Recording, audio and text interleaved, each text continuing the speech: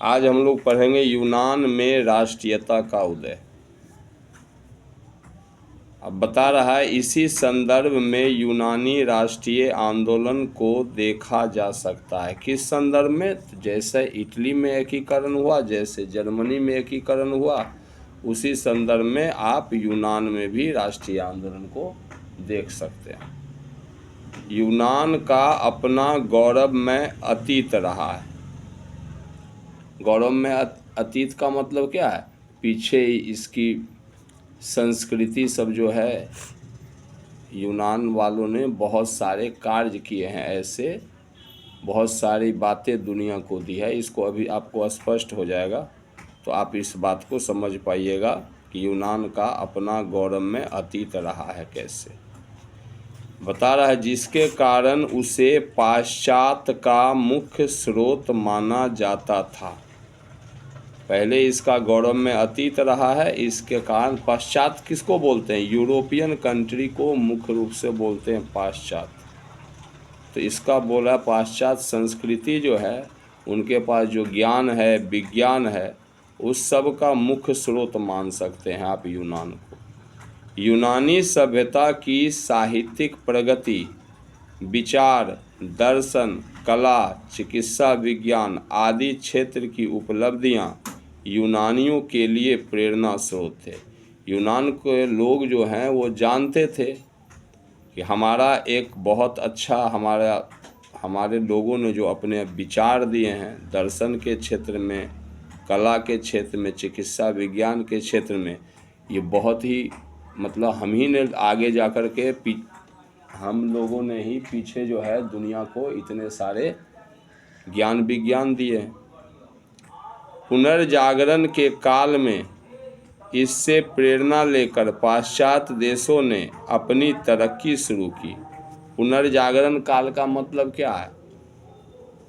पहले बता रहा है, पहले आप पढ़िएगा ना पीछे हिस्ट्री में, तो वहाँ आपको पता लगेगा कि पहले यूरोप के जो मध्यकाल को अंधकार काल कहा गया, अंधकार युग कहा गया। उस समय की तुलना आप कर सकते हैं कि बहुत ज़्यादा समाज जो था रूढ़िवादिता का शिकार था।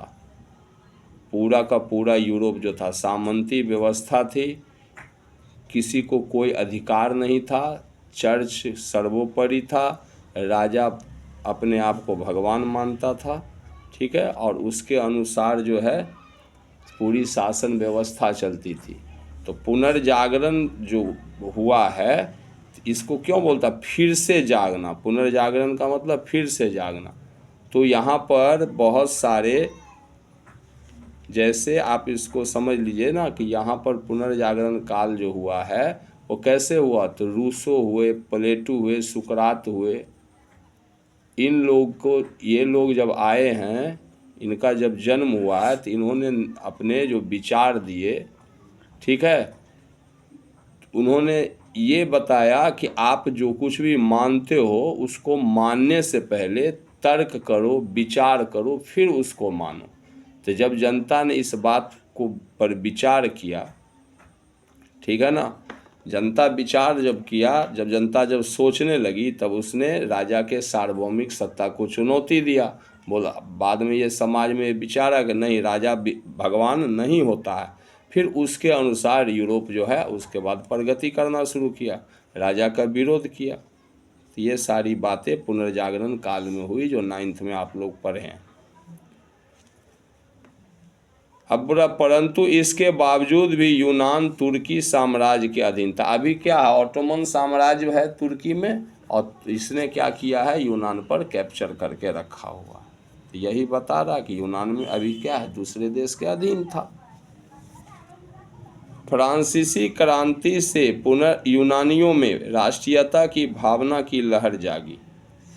जब फ्रांस में क्रांति हुआ तो यूनान के लोग भी के अंदर भी ये हुआ कि हम सब एक देश के हैं, तो हम फ्री रहें, स्वतंत्र रहें, अपनी शासन व्यवस्था खुद देखें। हमारा गौरव में इतिहास रहा है, बाहर वालों ने आकर हम पर किस तरह से शासन कर रहे हैं, अपनी इज्जत प्रतिष्ठा का उनको ख्याल आया। क्योंकि धर्म, जाति और संस्कृति के आधार पर इनकी पहचान एक थी। यूनान के जितने भी लोग हैं, धर्म, जाति और संस्कृति के आधार पर उनकी पहचान एक था। फलतः तुर्की शासन से स्वयं को अलग करने के लिए आंदोलन चलाए जाने लगे। तभी राष्ट्रीयता की भावना जोर पकड़ लिया, तो ये तुर्की से फ्री होना चाहते हैं। जैसे भारत में राष्ट्रीय आंदोलन जोर पकड़ा था, हम लोग अंग्रेजों से मुक्त होने के लिए कर रहे थे ना। अब बोला ईसाई जगत ग्रीक ऑर्थोडॉक्स तथा रोमन कैथोलिक चर्च में विभक्त था। ईसाई धर्म जो है यहाँ पर, जैसे भारत में पुराने समय में शैव और वैष्णव आपस में लड़ते थे।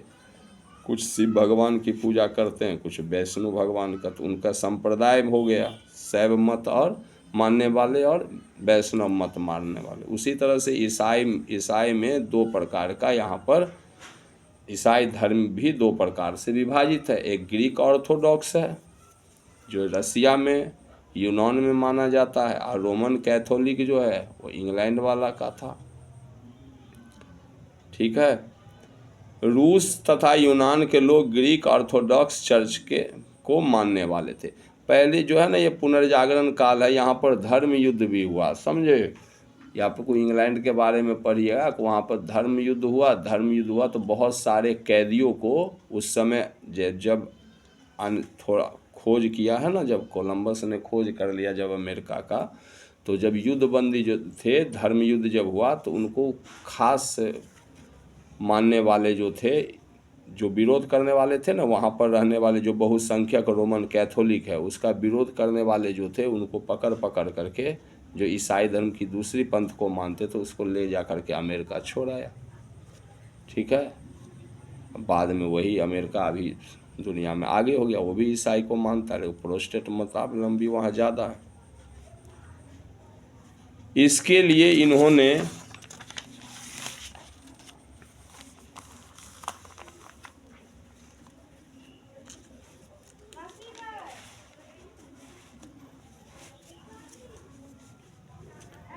हितेरिया फिलाइक नामक संस्था की स्थापना ओडेसा नामक स्थान पर की। हितेरिया फिलाइक नामक संस्था, किस लिए इसकी स्थापना हुई?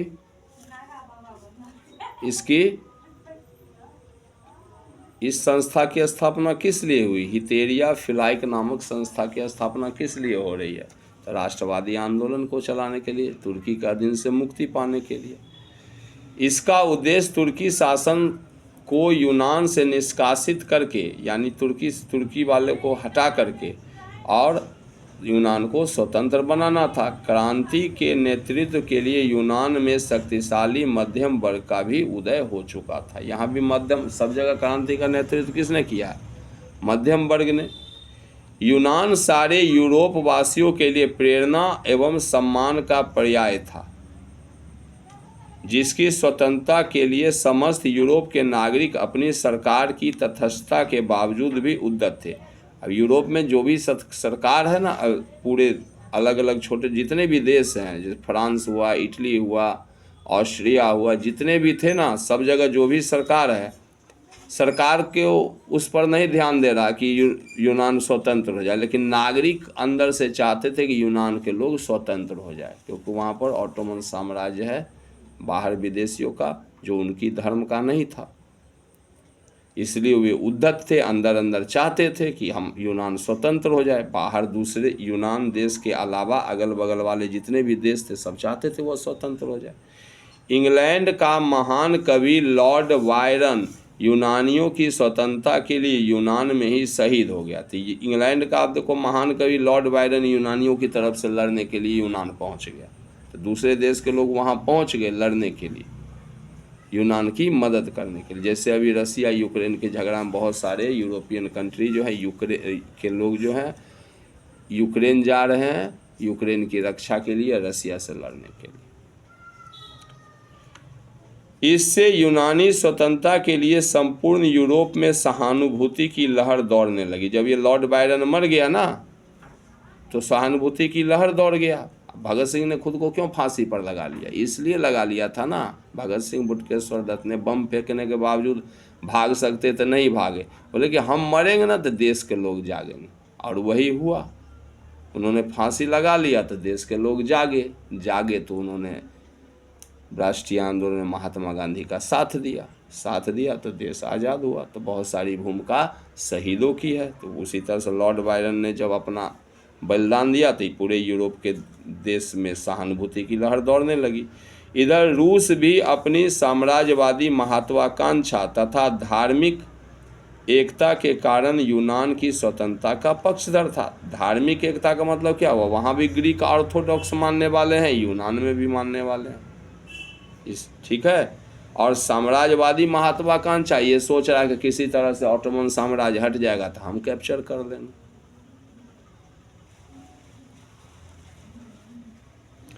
यूनान में विस्फोटक स्थिति तब और बन गई जब तुर्की शासकों द्वारा यूनानी स्वतंत्रता संग्राम में संलग्न लोगों को बुरी तरीके से कुचलना शुरू कर दिया गया। ठीक है, उनको पकड़ करके जेल में बंद करने लगा, मारने लगा, तरह तरह की यातना देने लगे। 1821 ईस्वी में अलेक्जेंडर चिपसिलॉन्टी के नेतृत्व में यूनान के विद्रोह शुरू हो गया। यूनान में विद्रोह शुरू हो गया। अब वहाँ का नेता कौन है, अलेक्जेंडर चिपसिलॉन्टी। 1821 में रूस का जार अलेक्जेंडर व्यक्तिगत रूप से तो यूनानी राष्ट्रीयता का पक्षधर था। अभी 1821 की बात है, अभी वहाँ का जार जो है रसिया का, वह यूनानी राष्ट्रीयता का पक्षधर था। परंतु ऑस्ट्रिया के प्रतिक्रियावादी शासक मेटरनिख के दबाव के कारण, मेटरनिख अभी शक्तिशाली है तो उससे अभी सब डरते हैं, तो वह दबाव डाल रहा कि नहीं तुम वहाँ पर जैसा शासन है वैसा ही चलेगा, वहीं कहीं पर वो शासन व्यवस्था में बदलाव आने नहीं देना चाहता था। जैसे अभी का अमेरिका का ट्रंप है पावरफुल, उस समय ऑस्ट्रिया का मेटरनिख था। ऐसा तो मान लो थोड़ा बहुत। जब नया जार निकोलस आया, अब जब रसिया में वो पुराना जार अलेक्जेंडर हट गया, अब नया जार का मतलब क्या हुआ, राजा, रसिया के राजा को जार कहा जाता। निकोलस आया तो उसने खुलकर यूनानियों का समर्थन किया। अप्रैल 1826 ईस्वी में ग्रेट ब्रिटेन और रूस में यह समझौता हुआ कि वे तुर्की यूनान विवाद में मध्यस्थता करेंगे। आपस में उन लोगों ने समझौता किया 1826 में। फ्रांस का राजा चार्ल्स 10वां जो है वह भी यूनानी स्वतंत्रता में दिलचस्पी लेने लगा। अब ये सब बड़े बड़े देश हैं यूरोप के, शक्तिशाली हैं। 1827 में लंदन में एक सम्मेलन हुआ जिसमें इंग्लैंड, फ्रांस तथा रूस ने मिलकर तुर्की के खिलाफ और यूनान के समर्थन में संयुक्त कार्रवाई करने का निर्णय लिया। बोला कि चलो अब हम सेना भेजेंगे, तुर्की खाली नहीं करेगा, यूनान को स्वतंत्र नहीं करेगा तो हम सब समर्थन करेंगे वहाँ पर। ठीक है, इस प्रकार तीनों देशों की संयुक्त सेना नवारिनो की खाड़ी में तुर्की के खिलाफ एकत्र हुई। समुद्र है नवारिनो की खाड़ी, वहाँ नौसेना है, तो नौसेना लेकर के पहुँच गया अपने सैनिकों के साथ में। तुर्की के समर्थन में सिर्फ मिस्र की सेना ही आई, सिर्फ मिस्र देश एक सेना उसका मदद करने के लिए आया। युद्ध में मिस्र और तुर्की की सेना बुरी तरह से पराजित हुई और अंततः 1829 ईस्वी में एड्रियानोपल की संधि हुई, जिसके तहत तुर्की की नाम मात्र की प्रभुता में यूनान को स्वायत्तता देने की बात तय हुई। जब आपस में उनका संधि हुआ तो बोला कि नहीं, सब कुछ हो गया, बोला स्वतंत्र कर देंगे लेकिन हमारा ही रहेगा सबसे बड़ा। जैसे मान लो किसी देश का पूरा चुनाव हो, सब कुछ हो, देश की शासन व्यवस्था उसके हाथ में हो, और बोले कि राजा मेरा रहेगा, मतलब राष्ट्रपति मेरा रहेगा। जैसे अभी कॉमनवेल्थ देश सब है ना, जो जहाँ पर, और जैसे ऑस्ट्रेलिया है, तो पहले शुरू में शासन वहाँ पर इंग्लैंड का था, तो जब इंग्लैंड वहाँ से चला गया तो शासन व्यवस्था सब कुछ ऑस्ट्रेलिया में उसी का है। ठीक है ना, लेकिन उसका विजय राजा जो है वो इंग्लैंड का राजा को ही अपना राजा मानता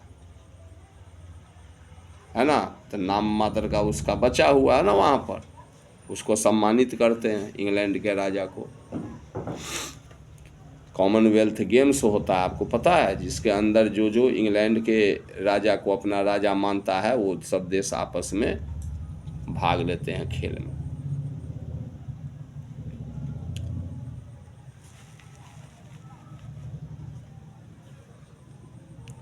तो बोल रहा है एड्रियानोपोल की संधि हुआ 1829 में, जिसके तहत तुर्की की नाम मात्र की प्रभुता में यूनान को स्वायत्तता देने की बात तय हुई, परंतु यूनानी राष्ट्रवादियों ने संधि की बातों को मानने से इनकार कर दिया। बोला नहीं, उसकी थोड़ी भी प्रभुता नहीं रहेगी, वो अब जला जाए, हम उसको थोड़ा भी बर्दाश्त नहीं करेंगे अपना देश में।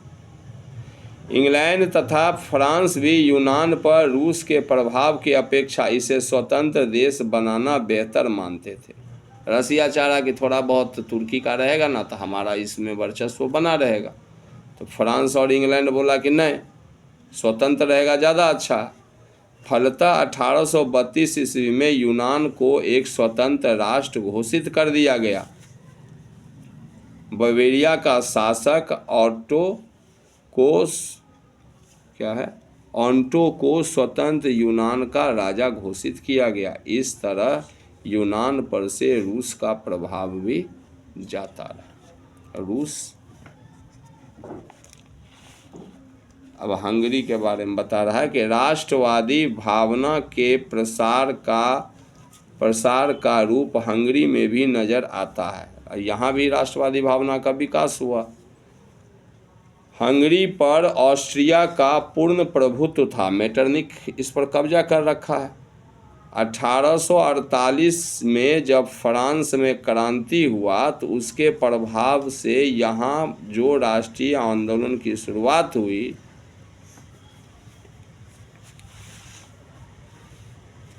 जहाँ पर बोल रहा है कि आंदोलन जो था, आंदोलन का नेतृत्व जो है कोसुत तथा फ्रांसिस डिक नामक, बता रहा है कि आंदोलन का नेतृत्व कोसुत तथा फ्रांसिस डिक नामक क्रांतिकारियों के द्वारा किया जा रहा था हंगरी में।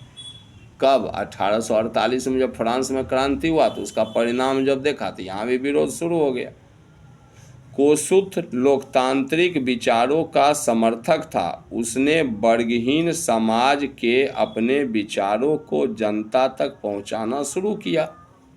यहाँ वर्गहीन समाज का क्या मतलब है? वर्गहीन समाज का मतलब कोई छोटा नहीं, कोई बड़ा नहीं। यहाँ तो यूरोप में कैसी व्यवस्था है कि इस यहाँ पर जो है चर्च सर्वोपरि है, फिर राजा और कुलीन उसके सामंतों का शासन है, बाकी सबको तो दोयम दर्जे का नागरिक माना जाता है। बोला कि इनका काम है हमारा सेवा करना।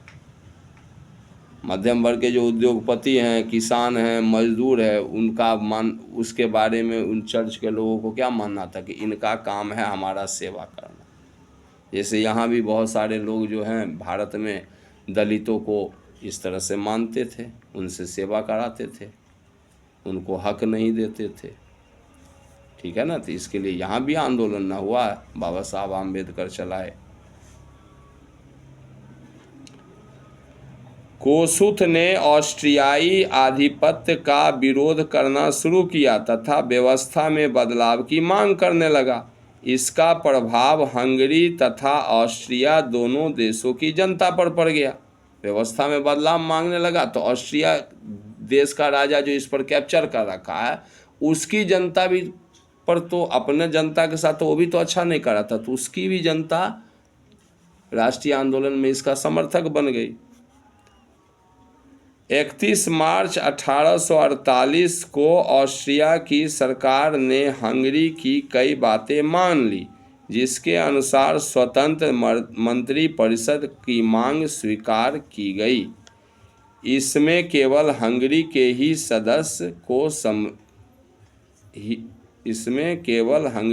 सदस्य ही सम्मिलित किए गए। प्रेस को स्वतंत्रता दे दिया गया। राष्ट्रीय सुरक्षा सेना की स्थापना की गई। सामंती प्रथा समाप्त कर दिया गया। सामंती प्रथा समाप्त हो गया तो सब लोग एक हो गए। प्रतिनिधि सभा डायट की बैठक प्रति वर्ष राजधानी बुडापेस्ट में बुलाने की मांग स्वीकार की गई। इस प्रकार इन आंदोलनों ने हंगरी को राष्ट्रीय असीमता प्रदान की।